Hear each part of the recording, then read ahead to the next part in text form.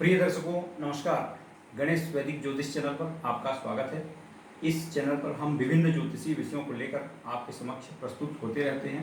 इसी क्रम में आज हमारी चर्चा होगी नवम भाव में, जिसे भाग्य भाव कहा जाता है, वहाँ पर शनिदेव की स्थिति को लेकर। प्रिय दर्शकों, इसमें कहीं कोई दो मत नहीं है कि शनिदेव जो है व्यक्ति के व्यक्तित्व में भाग्य भाव में यदि बैठ जाएं तो वह ऐसी अवस्था क्रिएट कर देते हैं जिससे व्यक्ति जीवन काल के मध्यावधि तक आते आते अर्थात 35 या 36 वर्ष तक आते आते इतनी ज़्यादा समस्याएं झेल चुका होता है कि वह एक बहुत बड़े अनुभव का खदान उसे कहा जा सकता है। अर्थात जीवन काल में समस्याएं और बाधाओं से लड़ते लड़ते वह एक ऐसा मुकाम पर आ चुका होता है जहाँ पर उसे इन सब चीज़ों पर से अब बहुत ज़्यादा मोह या लगाव नहीं रहता। यदि ऐसी स्थिति है और उस पर किसी शुभ ग्रह जैसे देवगुरु बृहस्पति की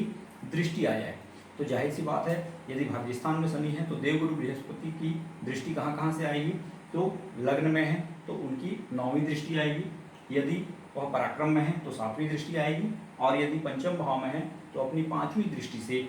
भाग्य भाव में उपस्थित शनिदेव पर उनकी दृष्टि आएगी। ऐसे में यदि किसी शुभ ग्रह की दृष्टि उसे मिल जाए जैसे कि देवगुरु बृहस्पति, तो इसमें कहीं कोई दो मत नहीं कि ऐसा व्यक्ति अपने जीवन काल में मध्यावधि तक समस्याओं को झेलते झेलते, बाधाओं को झेलते झेलते, जीवन में विभिन्न समस्याओं का सामना करते करते एक वैराग्यपन की ओर उसका मन जो है जाने लगता है। ऐसा व्यक्ति फिर 35 वर्ष के पहले की आयु तक यदि जैसा भी जीवन जीता हो, लेकिन उसके बाद की अवस्था उसका रुझान जो है धर्म कर्म की ओर हो जाएगा, आध्यात्मिक रुझान हो जाएगा, भागवत सत्संग इत्यादि में वह रुचि लेने लगेगा, अर्थात सांसारिक मोहमाया से दूर जाने का प्रयास वह करने लगता है।